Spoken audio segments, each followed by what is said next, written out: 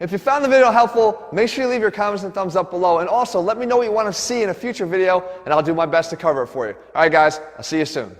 Cut! Jesse, come get me out of this shit. Oh, my God. Hold on. Oh, there you go. I don't know how the other fitness guys do this shit. I don't know.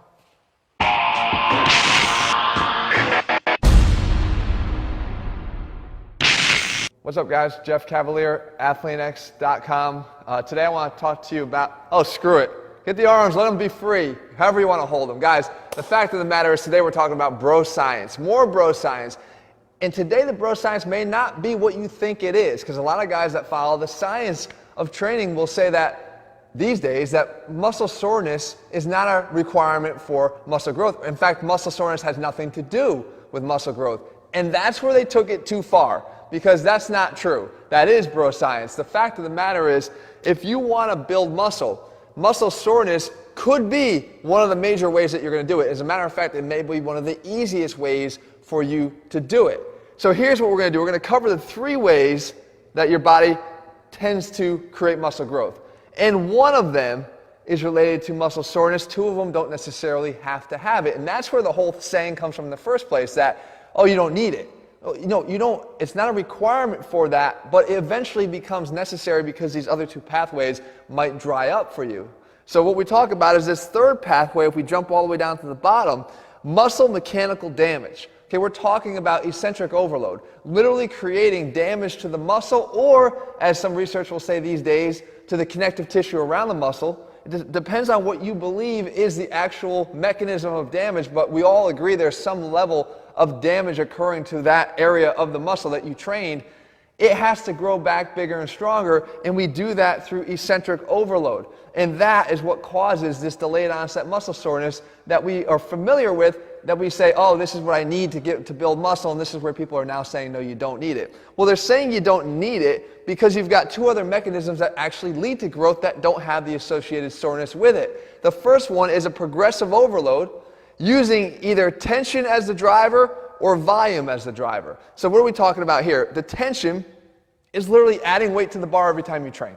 So every time you train, if you can continue to add tension, add more weight to the bar, which makes the muscles that you have working here work harder and helps them to get stronger, we know we can increase the size of your muscles. As your strength increases, as will your size over time. However, there's a major problem with that. We can't keep doing that forever. We can't keep adding weight to the bar. It's easier when you're just starting out in your training, but ultimately that pathway will dry up. You want to always try to do that. And you always want to continue to lift heavy when you can in your training sessions, but you want to make sure that you don't rely on this as your only mechanism, because when you can't add more tension, then the next thing you might try is volume. You might say, all right, well, if I'm not going to be able to add more weight to the bar, I can do more of what I'm doing. And as we do that, we start to see that maybe isn't necessarily the best way either. And I know a lot of people like to rely on this as their main mechanism these days. This is sort of the preferred means of getting bigger and stronger. However, as a physical therapist, I have to look at it from another side. I have to look at it from the standpoint of increased volume is not necessarily always a good thing. The number one problem with people that are lifting these days is overuse injuries. And I'm not talking about injuries like I got hurt, I snapped my pec tendon, or I tore a patellar tendon. That's not what it is. It's that really sort of low-key, over time, my God, my shoulder's starting to hurt a little bit more, a little bit more, a little bit more. My elbow's starting to hurt. I have tendonitis in my outside of my elbow here. I have tendonitis maybe in my knee. All those things are coming because we're accruing volume. And volume creates overload, but volume will also create overuse. And if you keep relying on this, especially if you're not using spot-on, dead-on nails, perfect form, that will start to rear its ugly head a lot faster.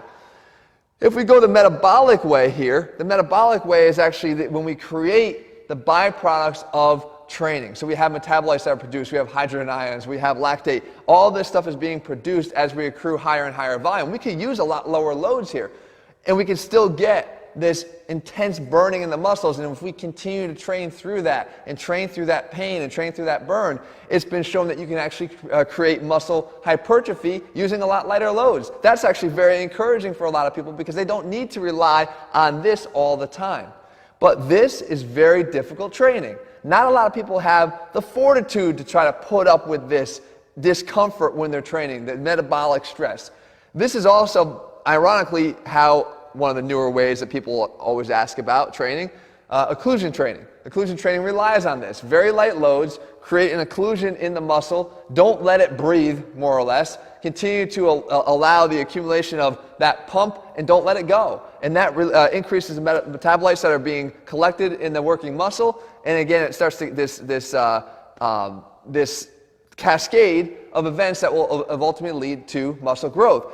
So continuous tension or the use of contracted position exercises. So you can take an exercise like a spider curl that trains you in this contracted position. The most tension, peak tension, occurs at the contracted position of the biceps. And I can crank away in that range using lighter loads, increase this. But like I said, you better be prepared to really resist that burn and train through it if you want to get the benefits of this. So now let's go back to, you don't need pain, you don't need soreness to create muscle growth. You might need it. If you dry up here, you might go to volume. If this starts to cause a problem, potentially, in just the way you feel and breaking down other areas that make training even more difficult for you. I've seen it a million times. This could become a problem. If you go here, this might already become a problem for this. But if you try this and maybe you don't even have the ability to do this or string together multiple workouts like this, or you're consistently using too light a weight because this is the only mechanism you're using, you're not dipping into this, then where do you go from there? Where you go is you have to start including some mechanical damage via eccentric overloads. And we can do that, and the reason why this is one of the best ways is because it's one of the easiest things to do. You don't have to have this, you just have to slow down the weight that you're lifting here. Control it, eccentrically allow it to start applying this high level of tension as your muscle is stretching and elongating. You can feel the effects of what this is doing to the muscle as you're doing every rep. So now, what is the danger to this? The danger is you would never rely on this on its own. Because if you continue to do this and you produce your delayed onset muscle soreness that leaves you debilitated and unable to come back and train, then where are you left? Then you're not able to train as frequently because you feel as if you're too sore. So when you look at the whole picture here, it's wrong to say that muscle soreness is not a way to build muscle. That's wrong. It's not true. It's one of the 3 ways that builds muscle. Muscle soreness is not a prerequisite for muscle growth. That's right, because you can have other pathways. But ultimately, you're never going to get away from the fact that the muscle soreness path, the one associated with damage via eccentric overload, is going to be part of the equation for you. So the bottom line is all 3 of these mechanisms need to be part of your equation. You need to figure out how you're going to start training heavy. I can tell you a quick way to even test this with a touch-up set. You can essentially feel how neurologically you can already lift more than you think you can right now. Do a touch-up set. If you're going to do a 6 to 8 rep set, take your 5 rep max, do 2 reps of it. Now go do your 6 to 8 rep set after you've recovered for a couple minutes. You'll instantly feel stronger. You've turned on the neurological awakening of your muscle that'll allow you to lift more easily, that heavier weight more easily. But again, even neurological gains, those end too. So for all these reasons, you have to mix them all up. But don't say that muscle soreness has no effect on your ability to grow muscle. That's just not true. That's complete and utter bro science. Guys, if you're looking for a program that knows how to mix all these up at the right time to allow you to benefit from all of them, because you're going to need them all, like I said. You're going to have to lift heavy at some time. You're going to have to increase your volume. You're going to have to increase your tension. You're going to have to do metabolic exercises. You're going to have to use continuous tension. You're going to have to know within the range of the exercises when you're going to work the contracted position, when you're going to work the stretch position, when you're going to work the mid-range. You're going to have mechanical damage and overload. You're going to have a respect for lowering your eccentrics slowly and in control. All this matters, all this stuff, guys, and at the end of the day, it's all part of the big picture. I have a whole program over at athleanx.com. In fact, all of our programs are based on the principles of training science that work. You can find the one that's right for you over at athleanx.com. Right now, click on the link below this video. Use our program selector to help you do that. In the meantime, if you found this video helpful, make sure you leave your comments and thumbs up below. We'll cover more bro science here in the future. Let me know what other things you'd like to see us cover. Give me some ideas. I'd be happy to go over them for you. All right, guys. See you soon.